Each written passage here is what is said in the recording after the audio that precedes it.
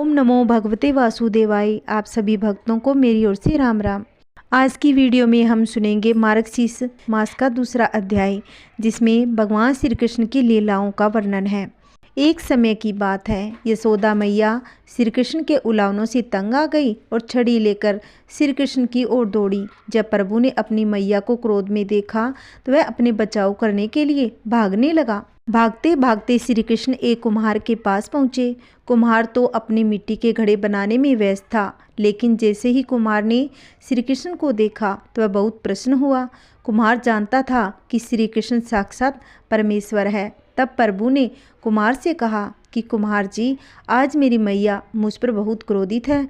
मैया छड़ी लेकर मेरे पीछे आ रही है। भैया मुझे कहीं छुपा लो।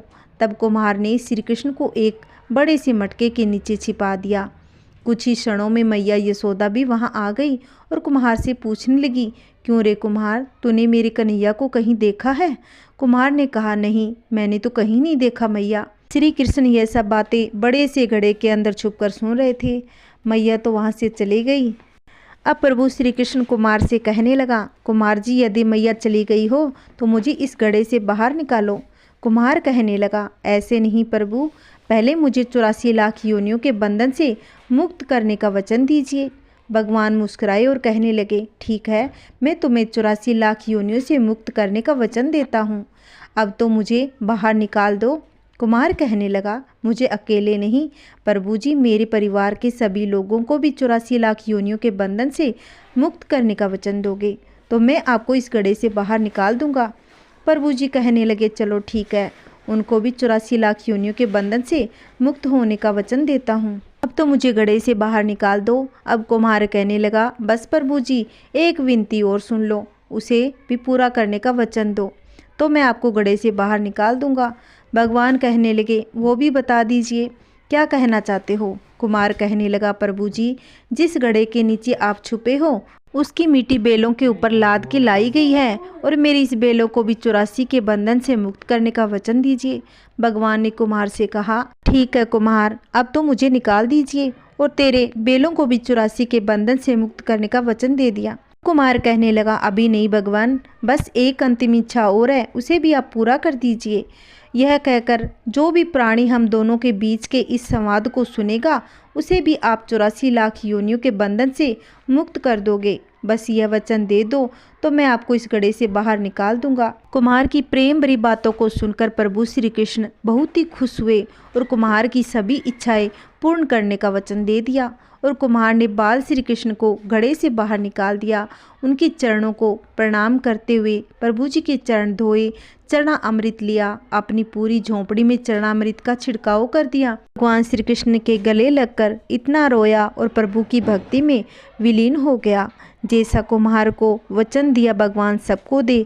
कहानी कहने वाले को और कहानी सुनाने वाले को और सब परिवार पर अपनी कृपा बनाए रखे। आइए अब बुधवार की कहानी सुनते हैं। बुधवार को भगवान गणेश की पूजा का भी विधान है। बुधवार का दिन को भगवान गणेश का ही दिन माना जाता है। यदि व्यक्ति की कुंडली में बुध ग्रह कमजोर होता है तो उसे बुधवार के दिन भगवान गणेश की पूजा व्रत करना चाहिए। एक समय की बात है, एक नगर में मधुसूदन नाम का एक व्यक्ति रहता था। वह बहुत ही धनवान था। उसका विवाह बहुत ही सुंदर लड़की से हुआ था। एक बार मधुसूदन अपनी पत्नी को लेने के लिए बुधवार के दिन अपने ससुराल चला गया और अपने सास ससुर को बुधवार के दिन ही अपनी पत्नी को विदा करने के लिए कहा।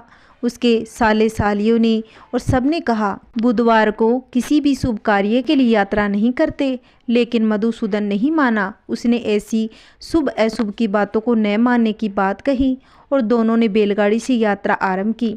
2 कोस की यात्रा के बाद उसकी गाड़ी का एक पहिया टूट गया और वहां से दोनों ने पैदल की यात्रा शुरू कर दी। थोड़ी दूर आगे चलने पर मधुसूदन की पत्नी को प्यास लग गई और मधुसूदन उसे एक पेड़ के नीचे बैठाकर पानी लेने चला गया।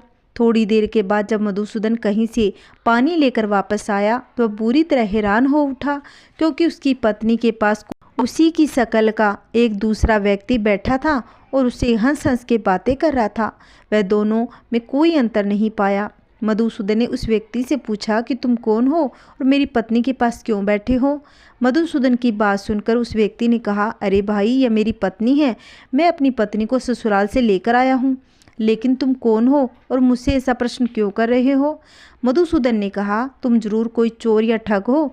यह मेरी पत्नी है, मैं इसे पेड़ के नीचे बैठाकर पानी लेने गया था। इस पर उस व्यक्ति ने कहा, अरे भाई, झूठ तो मत बोलो, मैं अपनी पत्नी के लिए पानी लाया हूँ। अब तुम चुपचाप यहाँ से चलते बनो, नहीं तो किसी सिपाही को बुलाकर तुम्हें पकड़वा दूंगा। दोनों एक दूसरे से लड़ने लगे। उन्हें लड़ते देख बहुत से वहां लोग इकट्ठे हो गए। वहां के नगर के सिपाही भी वहां आ गए। सिपाही उन दोनों को पकड़कर राजा के पास ले गए और सारी कहानी सुनाकर राजा भी कोई निर्णय नहीं कर पाया और उसकी पत्नी दोनों में से अपने वास्तविक पति को नहीं पहचान पा रही थी। राजा ने दोनों को कारागार में डालने के लिए कहा। राजा के फैसले पर असली मधुसूदन भयभीत हो गया। तभी आकाशवाणी हुई कि मधुसूदन, तूने अपनी पत्नी को माता पिता की बात न मानकर बुधवार के दिन अपनी ससुराल से प्रस्थान किया। यह भगवान बुद्धदेव का ही प्रकोप है। मधुसूदन ने भगवान बुद्धदेव से प्रार्थना की, हे भगवान, मुझे क्षमा कर दीजिए, मुझसे बहुत बड़ी गलती हो गई। भविष्य में यह कभी भी गलती नहीं करूँगा, बुधवार के दिन यात्रा नहीं करूँगा, मुझे क्षमा कर दीजिए। प्रार्थना करने से भगवान बुद्धदेव ने उसे क्षमा कर दिया। तभी दूसरा व्यक्ति राजा के सामने से गायब हो गया। राजा और दूसरे लोग इस चमत्कार को देखकर हैरान हो गए। भगवान बुद्धदेव का चमत्कार से राजा ने मधुसूदन, उसकी पत्नी को प्रसन्नतापूर्वक विदा किया और कुछ देर चलने पर रास्ते में उन्हें बैलगाड़ी मिल गई और बैलगाड़ी का टूटा पहिया फिर से जुड़ गया। अब दोनों पति पत्नी प्रेम पूर्वक अपने घर पहुंचे और मधुसूदन, उसकी पत्नी ने दोनों ने मिलकर भगवान बुद्धदेव का व्रत किया और प्रेम पूर्वक रहने लगे। इस तरह भगवान बुद्धदेव की कृपा से उनके यहाँ खुशियाँ बरसने लगी। इस तरह जो स्त्री पुरुष विधिवत पूजा व्रत करते हैं, भगवान बुद्धदेव की उन पर कृपा बनी रहती है, उनके जीवन में सभी कष्ट दूर हो जाते हैं। बोलिए बुद्धदेव भगवान की जय। भगवान श्री कृष्ण कुछ चीज़ों से बहुत प्यार करते हैं, जो ऐसी चीज़ें जो अपने से कभी भी दूर नहीं होने देते। बांसुरी, गाय, माखन, मिश्री, मोर पंख, कमल, ये भगवान को अत्यंत प्रिय है। माँ के लाडले जिनके संपूर्ण व्यक्तित्व में मासूमियत समाई हुई है। कहते तो लोग ईश्वर का अवतार है, पर वे बालक है तो पूरे बालक है। माँ से बचने के लिए कहते हैं, मैया मैंने माखन नहीं खाया। माँ से पूछते हैं, माँ वह राधा इतनी गोरी क्यों है और मैं इतना काला क्यों हूँ। शिकायत करते हैं कि माँ मुझे दाऊ क्यों कहते हैं कि तू मेरी माँ नहीं। यशोदा माँ जिसे अपने कान्हा से कोई शिकायत नहीं, उन्हें अपने लल्ला को कुछ नहीं बनाना, वह जैसा है उनके लिए पूरा है। कृष्ण जी अपनी मैया से कहते हैं, मैया कबहू बढ़ेगी चोटी, कीती बेर मोही दूध पियत भई यह अजू है छोटी। यहाँ तक कि मुख में पूरी पृथ्वी दिखा देने का, न जाने कितने मायावियों का, राक्षसों का संहार कर देने के बाद भी माँ यशोदा के लिए तो वे घुटने चलते लल्ला ही थे, जिनका कभी किसी काम में कोई दोष नहीं होता। सूर के पदों में अनोखी कृष्ण बाल लीलाओं का वर्णन है। सूरदास ने बाल कृष्ण के भावों का मनोहारी चित्रण प्रस्तुत किया, जिसने यशोदा के कृष्ण के प्रति वात्सल्य को अमर कर दिया। यशोदा के इस लाल की जिद भी तो उसी की तरह अनोखी थी। माँ मुझे चांद चाहिए। श्री कृष्ण के व्यक्तित्व के अनेक पहलू है। वे माँ के सामने रूठने की लीलाएं करने वाले बाल कृष्ण है, तो अर्जुन को गीता का ज्ञान देने वाले योगेश्वर कृष्ण। बहन के संबंध के लिए अपने दाऊ के निर्णय से उन्होंने प्रतिकार किया। जब दाऊ ने यह तय कर लिया कि वह अपनी बहन सुभद्रा का विवाह अपने प्रिय शिष्य दुर्योधन के साथ करेंगे, तब श्री कृष्ण ने कहा कि स्वयंवर मेरा है न आपका, तो हम कौन होते हैं कि सुभद्रा के संबंध में फैसला लेने वाले। तब समझाने पर भी दाऊ नहीं माने, तो इतने पूर्ण कृष्ण भी हो सकते हैं कि बहन को अपने प्रेमी के साथ भगाने के लिए कह सकते हैं। महाभारत युद्ध जिसके नायक भी वे हैं, पर कितनी अनोखी बात है कि इस युद्ध में उन्होंने शस्त्र नहीं उठाए। इस अनूठे व्यक्तित्व को किस ओर पकड़ो यह अंक में समा जाए, पर कोशिश हर बार अधूरी रह जाती है। महाभारत एक विशाल सभ्यता के नष्ट होने की कहानी है। इस घटना के अपयश को श्री कृष्ण जैसा व्यक्तित्व ही सिरोधार्य कर सकता है। आइए भक्तों, एक कृष्ण भगवान की कथा सुनते हैं। एक बार की बात है कि महर्षि जैमिनी के मन में महाभारत कृष्ण और उसके युद्ध को लेकर कुछ संदेह हुआ था। उन्होंने अपनी संदेह के निवारण के लिए मार्कंडेय ऋषि से स्पर्श किया। उनके इस संदेह के लिए निवारण का आग्रह किया। उस समय मार्कंडेय मुनि के संध्या वंदन का वक्त हो चला था। उन्होंने ऋषि से कहा कि यदि आपको अपनी शंका का समाधान विस्तार से करना है तो विंध्याचल में गाक्ष, निबोध, सुपुत्र और सुमुख नाम के 4 पक्षी है। ये चारों पक्षी द्रोण के पुत्र है जो वेद और शास्त्रों में पारंगत है। उनसे तुम अपनी शंकाओं का निवारण कर सकते हो। 4 पक्षियों का पालन पोषण स्मिक ऋषि करते हैं। यह सुनकर ऋषि ने विस्मित होकर पूछा कि पक्षी द्रोण के पुत्र कैसे हो सकते हैं? मानवों की भाषा का ज्ञान पक्षियों को कैसे हो सकता है? वे कैसे अपनी शंकाओं का समाधान कर सकते हैं? यह सुनकर मार्कंडेय ने कहा कि एक बार की बात है, देव मुनि नारद अमरावती नगर पहुँचे। अमरावती के इंद्र महेंद्र ने नारद का स्वागत सत्कार किया। उनको बिठाकर कहा कि हे देव मुनि, आपको विदित है कि देव सभा में रंभा, उर्वशी, तिलोत्तमा, मेनका, उर्वशी आदि देवगणिकाएं, अप्सराएं नृत्य किया है। आपके विचार में इसमें कौन श्रेष्ठ है? नारद ने उन अप्सराओं को संबोधित कर पूछा कि हे देवगणिकाओं, तुम लोगों में से जो अधिक सुंदर, शरद, सलाप आदि विधाओं में श्रेष्ठ है वही हमारे समक्ष आकर नृत्य करे। नारद का प्रश्न सुनकर सभी अप्सराएं मौन रही। तब इंद्र ने नारद से कहा कि हे देव ऋषि, इन अप्सराओं से आप ही स्वयं श्रेष्ठ सुंदरी का चयन करें। इस पर नारद जी ने देव नर्तकियों से कहा कि तुम लोगों में से जो नर्तकी दुर्वासा को मोहजाल में बांध सकती है वही मेरी दृष्टि में श्रेष्ठ है। नारद के वचन सुनकर सभी देव नर्तकियां फिर से मौन रह गई, लेकिन वपु नामक एक अप्सरा अपने स्थान से उठकर बोली कि मैं मुनि दुर्वासा का तपोभंग कर सकती हूँ। वपु का दृढ़ निश्चय देख महेंद्र ने प्रश्न होकर कहा, यदि तुम मुनि दुर्वासा का असाधारण तप को भंग कर दोगी तो तुम्हें मुँह मांगा इनाम दूंगा। मुनि दुर्वासा उस समय हिमाचल प्रदेश में घोर तपस्या कर रहे थे। अप्सरा दुर्वासा मुनि के आश्रम के पास पहुंचकर मंधुर संगीत का आलाप करने लगी। संगीत के मुग्ध होकर मुनि दुर्वासा अपनी तपस्या बंद कर देव कन्या के समीप पहुँचे।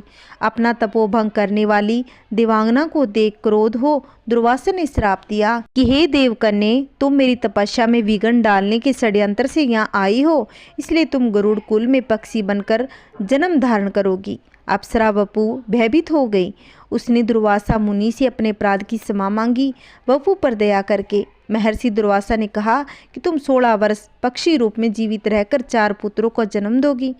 तदंतर बाण से घायल होकर प्राण त्याग करके पूर्व रूप को प्राप्त कर दोगी। दुर्वासा मुनि के श्राप के प्रभाव से वपु ने गुरुड़वंशीय कंदर नामक पक्षी की पत्नी मदनिका के गर्भ से एक पक्षिणी के रूप में जन्म लिया। उसका नाम तरक्षी था। बाद में उसका विवाह मदपाल के पुत्र द्रोण से विवाह किया गया।